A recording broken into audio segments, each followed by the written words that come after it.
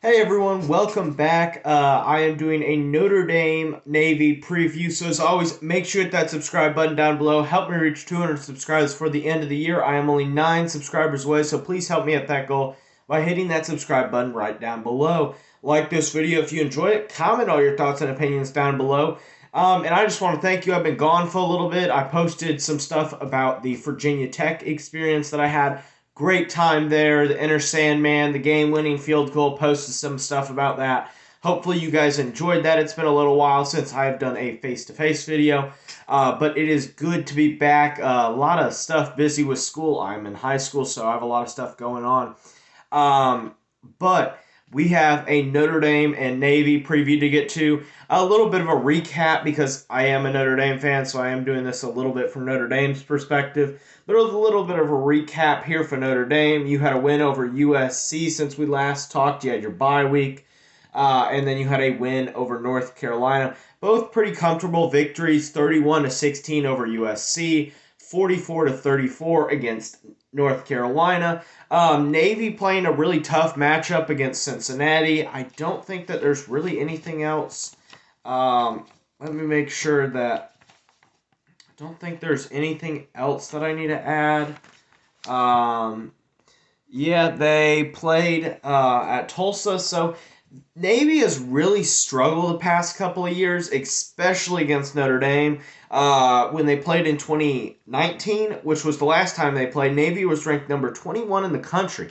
It was kind of a big matchup for Notre Dame and Navy for the first time in a long time that both teams had been ranked. Notre Dame being number 16 in the country at that point. And Notre Dame just decided to smack Navy 52-20. So we'll see what happens this year. It seems to be that generally these games are close, grinded out games, but the last couple of games have been a little bit more lopsided. In 2018, you had a 44-22 victory, but in 2017 and 2016, you had a little bit more close games. And 2016, you had the loss to Navy, the first one in a very long time that broke the, I think, 30-year long streak beating Navy. They lost that game 27-28, and then they beat them in 2017 24-17. So this is a big matchup for Notre Dame, as this game really defines where their season is going to go, with a really grueling matchup against Navy, and then the very opposite of it with an air raid complete madness passing attack with Virginia. We'll see how Brendan Armstrong comes back from, I think it's an ankle injury. We'll see what goes on there, but let's get back to the game. So we're going to go over the 3 keys to the game, but before I go into that, I'm going to talk a lot about just kind of a recap of what's going on in the Notre Dame season. Starting off with freshmen are getting a lot of playing time, particularly Logan Diggs, Lorenzo Styles, Deion Colsey, and Tyler Buckner. Those 4 freshmen particularly have gotten a lot of time, a lot of playing time generally.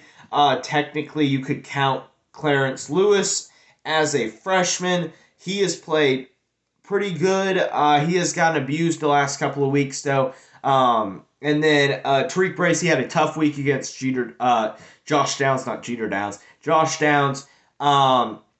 You have, and I completely forgot to mention, Joe Alt at left tackle, the replacement for the other freshman left tackle, Blake Fisher, who's probably out for the season, is what I'm going to assume at this point. But here is the most interesting thing coming into this game for Notre Dame. This is a game where Notre Dame has more skill. Notre Dame should be favored in this game, probably by about 2 touchdowns. And it's whether Notre Dame can just play fundamental football just like they did against another team that's similar to Navy but more talented in Wisconsin. You have to have another fundamentally sound game in order to beat this Navy team. So the first key to today's game is run the ball. You have to be able to successfully run the ball. In the last 2 weeks, and even in the last 3 weeks, I should say, Notre Dame has started to successfully run the ball. Yes, it is against North Carolina, USC, and Virginia Tech, but then again, you have to start somewhere. Kyron Williams had a 200-yard rushing day against North Carolina, played fantastic with the team having over 250 rushing yards in total. Notre Dame having over 150 rushing yards against USC, and then having, I think, a 190-yard performance against Virginia Tech. They have really started to improve that, and with Joe Alt at left tackle, Andrew Kristofic at left guard, Jared Patterson at center, at right guard, who we have? Right guard, Kane Madden, and then at right tackle, Josh Love. The offensive line has started to solidify into something that could be good enough to solidify for the next couple of weeks. Just to do a little bit of a check here, obviously next year you'll have Jared Patterson gone, Kane Madden gone, and maybe Josh Lugg gone. I think Josh Lugg would stay. I don't know. He's technically a junior according to the COVID rules. He's a senior according to everything else. So we'll see where that goes. But the second key to the game is you got to be able to stop those 6 to 10 yard rushes. I should say 5 to 10 yard rushes where you're getting good chunks every single play. You got to condense them down to 2-3 yard rushes to Navy to where they're not getting first downs just on 3 straight rushes. You have to be able to slow them down, not give up those chunk medium rushes that really just obliterate your defense and really start to stagnate them. And then finally, third and most important in my opinion, you got to get the freshmen involved quick and early, especially Lorenzo Styles. He was the pass catching and yards leader come North Carolina's game, and I would like to see him come this game be able to continue that success and him continuing that role. I'd like to see them involve Michael Mayer a little bit more. I know he's not a freshman, but just in general in the passing game. And I would like to see guys like Logan Diggs not get a lot more playing time, but be able to continue in their role. With that, I'm really excited about him and Chris Tyree and Chris Tyree and Kyron Williams. That is just a three-headed monster that you have there.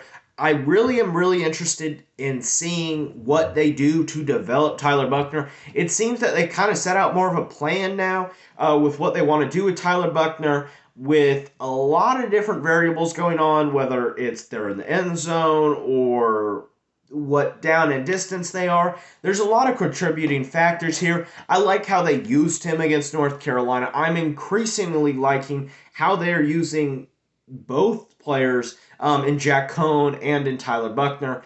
I would expect it to be an interesting couple of weeks, because here's the other thing. Week 1 of 2022, guess where you start off? In the horseshoe at Ohio State. So that's just kind of a look forward to next season, that yes, you don't sacrifice this season for next season, but you have to understand this. Come 2022, Tyler Buchner or Drew Pine has to be the starter, most likely, unless if you go get another Jack Cohn. Most likely one of them is the starter, and you have to be able to start defining roles for them and to be able to make sure that you're developing Tyler Buchner well enough to be ready for next year. Don't need to see him a bunch of the passing game.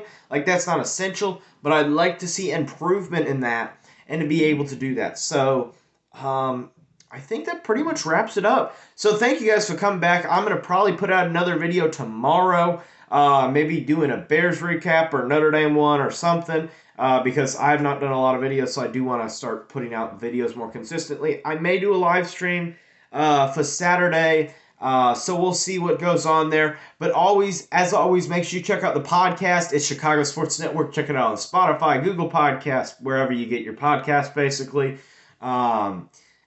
That's pretty much it. So make sure you subscribe, like, do whatever you want. Dislike, even if you dislike this video. It's always good. Make sure that you comment your thoughts and opinions down below. I always enjoy interacting with you. And as always, have a great day. Bye.